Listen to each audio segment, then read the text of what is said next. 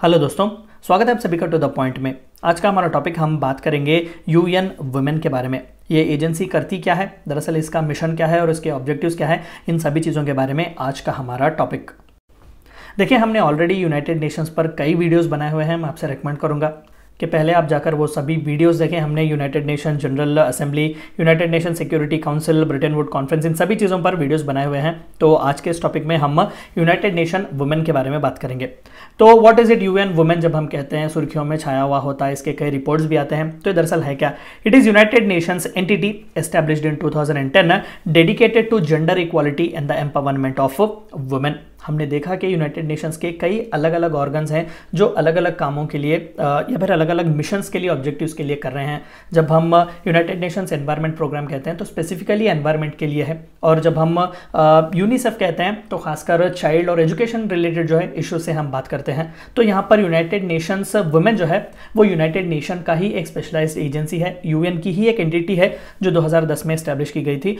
और इसका specific reason जो है वो है जेंडर इक्वालिटी के लिए काम करना और वुमेन के एम्पावरमेंट के लिए काम करना। तो स्पेसिफिकली जेंडर इक्वालिटी और वुमेन एम्पावरमेंट के इश्यूज से ही डील करता है। It works globally to make the vision of sustainable development goals a reality for women and girls and stand behind women's equal participation in all aspects of life। अगर आपको पता हो तो 2015 में जो है मिलेनियम डेवलपमेंट गोल्स खत्म हुए थे, यानी कि उसका टाइम फ्रेम खत्म हुआ था। हमने मिलेनियम डेवलपमेंट गोल्स जो है 2000 में एक्सेप्ट किए हुए थे, यूएन जनरल असेंबली ने उसे एक्सेप्ट किए हुए थे, और 2015 में as a successor to millennium development goals हमने सस्टेनेबल डेवलपमेंट गोल्स, जो कि 17 अलग अलग सस्टेनेबल डेवलपमेंट गोल्स हैं दुनिया के लिए, यूनाइटेड नेशन जनरल असेंबली ने उन्हें यूनानिमसली सपोर्ट किया हुआ था, उन्हें अडॉप्ट किया हुआ था। और इसी सस्टेनेबल डेवलपमेंट गोल का 5th सस्टेनेबल डेवलपमेंट गोल जो है, या फिर आप आर्टिकल 5 भी कह लें सस्टेनेबल डेवलपमेंट गोल का, उसका कहना यह है कि to achieve gender equality and empower all womens and girls equal participation in all aspects of life. तो चाहिए कि इसी के लिए, इस सस्टेनेबल डेवलपमेंट गोल का जो इंपॉर्टेंट एस्पेक्ट है, इसे फुलफिल करने के लिए ही यूनाइटेड नेशन वुमेन जो स्पेशलाइज्ड एंटिटी है वो स्पेसिफिकली काम करती है। मैंडेट, तो भाई इसका मैंडेट है क्या? ये किस किस चीज़ों में जो है, खासकर जब हमने जेंडर इक्वालिटी कहा, वुमेन एम्पावरमेंट कहा, तो किस किस चीज़ों में देखती है? सबसे पहला लीडरशिप एंड पॉलिटिकल पार्टिसिपेशन। जाहिर सी बात है कि पेट्रियार्कियल सोसाइटी है हमारी, बस इंडिया नहीं थ्रू आउट वर्ल्ड भी जो है कहीं ना कहीं वुमेन बहुत ही सप्रेस्ड हैं। तो उन्हें सबसे पहले लीडरशिप स्किल्स दीजिएगा, उन्हें लीडरशिप पोजीशंस दीजिएगा, उन्हें पॉलिटिकल पार्टिसिपेशन में लाइएगा ताकि उन्हें भी पॉलिटिकल अवेयरनेस मिले।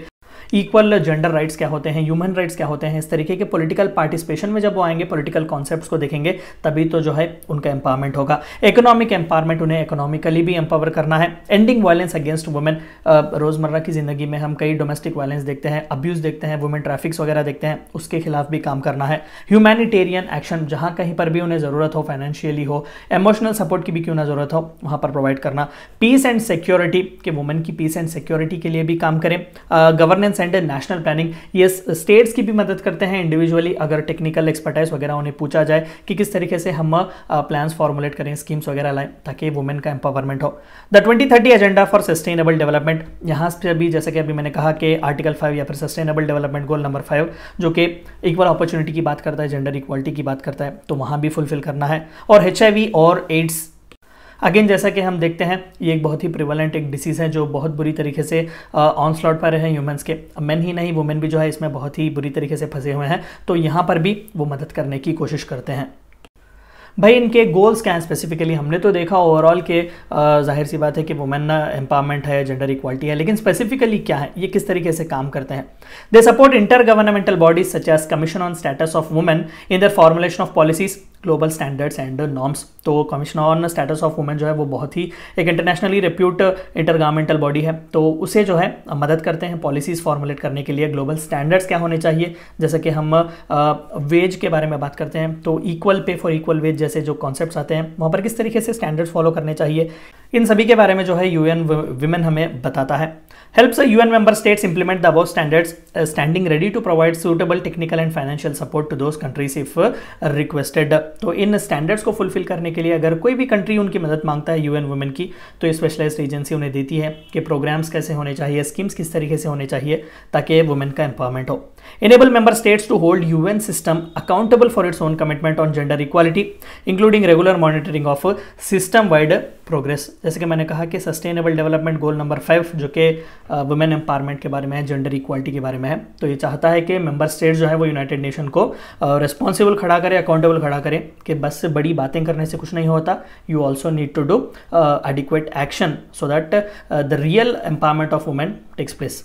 ये थी चंद बातें आपको जाननी थी यूएन वुमेन के बारे में। Thank you for watching my video.